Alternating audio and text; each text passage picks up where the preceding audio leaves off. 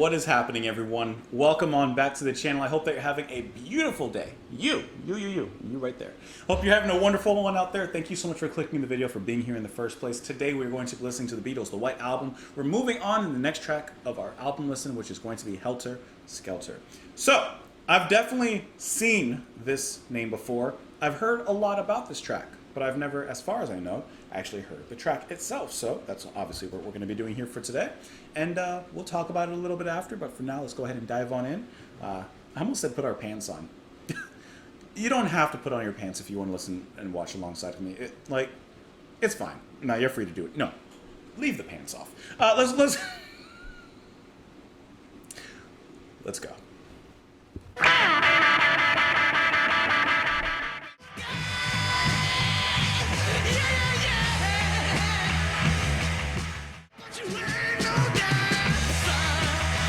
Okay, this is early hard rock and metal. I bet you that Dio could have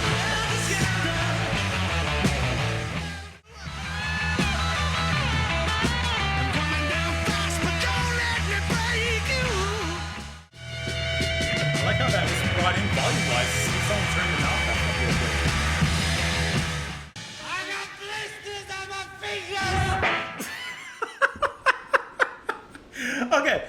We have so many things to talk about with this track. First of all, just to get to the ending really quick, I love how he yells out blisters on his fingers. Yeah, because I'm sure that they are just playing, just hammering this thing. Just, jeez. Oh, where to even begin with this thing? Oh, where to even begin? I love whoever's running the board back there, whoever's the engineer back there. He like keeps on messing with the volume knob, turning them down a little bit, and then spiking them back up really quick. I like that effect in the song. When was the first instance of a mosh pit? Because, let me tell you, 1968. I had seen in the comments, because I read the comments, I'm down there with you. I saw in the comments that, a lot of people were saying Helter Skelter, a little bit of a Proto-Metal song, And I'm like, okay, cool. Yeah, sure, I get that. But I didn't expect it to be so really Proto-Metal, you know what I mean? Like, when I was reading the comments, I was expecting, okay, it's going to be like this heavy bluesy kind of sound, of course, progenitors of metal and hard rock and stuff. And yes, yeah, I am right. But I didn't expect it to be so, for lack of better word, overtly metal. You could easily just pass this as a hard rock metal band. Are you kidding me? From every single facet is the thing. From everyone. The pounding drums from Ringo, just that punchiness, right? That fried, distorted guitar underneath it all. But you know what the heaviest part of that was? McCartney's bass and his singing. His bass is just like that Metallica Megadeth, that do-do-do-do-do-do-do, just that plodding, thumpy bass, right? That just takes over the rhythm. And then his singing, his vocals, his shouts, his yelling, his screaming. When he goes into the high notes and hits a little bit of a vocal fry. It's not even McCartney, he is such a versatile and diverse vocalist. He can do this and that. And, but the thing is, he sounds mostly good at this. He kind of squeaks by in this. No, dude, he's just really belting out like a true metal singer. There's no difference. That is absolutely insane the way that he did that. That's 1968, guys. To me, that is mind-blowing because it doesn't even sound like the beginnings of metal. It just sounds like a metal song. And I'm like, okay. Not unimpressed, but I'm like, no, it doesn't even sound like a band in the beginning. It just sounds like, wow. That was really, really good. That was a little bit thrashy. I would love to know, if this song was ever performed by the Beatles live. Because we've all seen clips and, videos of, the Beatles performing and, the crowd going wild and their things screaming and such. But, how would the crowd react to hearing this track live in 1968? Did the sock hop become a rock hop? They're just moshing in this thing. And I'm going to say it again. And I've said it for probably every single track on this album. How diverse is their sound? This album just showcases all of their sides, everything that they can do, from folk to metal to pop to rock to what can't they do? Like, really, what can't they do? I know there's a lot of mixed opinions on this album as a whole, and some songs could be cut and that, and this and that. But I mean, you got to admit that this album has a lot of personality, like a lot of personality, and not just once again passing by personality, not just at a glance personality, but deep, fruitful, deep rooted, meaningful personality. Let's get into these lyrics though. When I get to the bottom, I go back to the top of the slide. Honestly, when you're on a slide, that's what you do. Where I stop and I turn and I go for a ride till I get to the bottom and I see you again. Well, do you? Don't you want to love me? I'm coming down fast, but I'm miles above you. Come or tell me, come on, tell me the answer. Well, you may be a lover, but you ain't no dancer. Helter Skelter, Helter Skelter. Okay, so I have no idea what any of this means at this moment. We'll get into that later. Oh, will you, won't you? Hold on. Oh, will you, won't you, want me to make you? I'm coming down fast, but don't let me break you. Tell me the answer. You may be a lover, but you ain't no dancer. I think he's just kind of saying, like, we're getting it on. I don't know. When I get to the bottom, I go back to the top of the slide. Do you want me to make you? Blah, blah, blah, blah, blah. And then Ringo says, I have blisters on my fingers at the end. I would imagine just because of how manic he's drumming and how heavy he's drumming, really. It's not even really the speed, it's just the power and the... Yeah, exactly just like that. It says that the song was McCartney's attempt to create a sound as loud and dirty as possible. It is regarded as a key influence in the early development of heavy metal. Yeah, I can definitely see that. I want to know what the reaction was in 1968. When you popped on this record, you popped on the new Beatles record, and eventually you got to this track.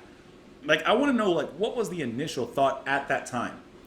Because obviously for me, it's me looking back, but having heard, thousands of metal songs and stuff, I'm just really curious what it was, how the reaction was initially. It says, along with other tracks from this album, this track was interpreted by cult leader Charles Manson as a message predicting interracial war in the USA. A vision of this uprising was named after the song. Okay. I always heard that there was like a Charles Manson connection, but I didn't know what. I didn't really understand, or I didn't look into it, so of course I didn't understand. But I didn't like understand what that whole connection was. So I guess he heard the song, thought there was a message in there, had a vision, named his vision after the song or such. Okay, McCartney was inspired to write Helter Skelter after reading an interview with The Who's Pete Townsend, in which he described their September 1967 single, I Can See for Miles, as the loudest, rawest, dirtiest song The Who had ever recorded. McCartney said that he wanted Helter Skelter to have the most raucous vocals, the loudest drums, which you can very clearly hear in here. Now, it says here in British English, a Helter Skelter is a fairground attraction consisting of a tall spiral slide winding around a tower. Okay. See, I wanted to know what the actual word meant. Like, where did they come up with this? So, this is actually very enlightening for me. Maybe a little bit for you. Now, you guys already knew all this. But the phrase can also mean chaos and disorder. McCartney said that he was using the symbol of a Helter Skelter as a ride from the top to the bottom, the rise and the fall of the Roman Empire. And this was the fall of the demise. Oh, he later said that this song was a response to critics who accused him of only writing sentimental ballads and being the soppy one. Well, if that's what the stereotype of him was at the time, that he was the soppy one, I think that he did a great job of responding and, for lack of a better word, cracking that image just a little bit, just a little bit, because I know you've had to heard this and say like, oh, he can go for it. It says that this song was recorded several times during the sessions for the White Album. The Beatles recorded take 3 of the song, lasting 27. Hold on.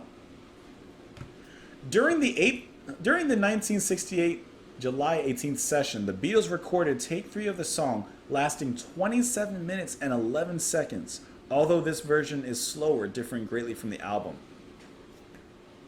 So are you telling me that somewhere out there in the world, in some archive, in some safe, is a 27-minute version of this? And if it's going to be slower, it's going to be doom metal. If you go any slower and keep the heaviness, it's doom metal. On September 9th, 18 takes lasting approximately 5 minutes each were recorded. with the last one featured on the original LP. So there's a lot of takes of this song. I wonder, is there a reason that there are so many takes of this particular track? Like, was it hard, or, you know? And I can imagine, like, if you're doing that many takes, the vocals, McCartney, it's gonna run his chords raw in there. And then I forgot to mention this. There was a sound in the song that I thought was like a chew toy, like being squeaked. But apparently there's a little bit of trumpet actually in here, a little trumpy action in here. That's going to be courtesy of, hold on, let me find it. That's going to be Mal Evans on the trumpet. I really thought that it was just like a squeaky toy or something. Even though Lennon also has he's doing some sound effects through a tenor saxophone mouthpiece. So there's some other stuff in there going on. Anyways, crazy little song. I mean, can you imagine a 27-minute version of that? Let me know what you guys thought of it in the comments down below. You can follow me over on Twitter. You can support the channel on Patreon. I appreciate you guys being here so much. Thank you so much for watching the videos. You may not be here for all of them. This may be your last one. It doesn't matter. I appreciate you stopping by, even if it was just a moment, rather. And I hope that you maybe take a moment in the future to come by again. Otherwise, that's the video. Have a great one, guys. I'll see you all later. Bye.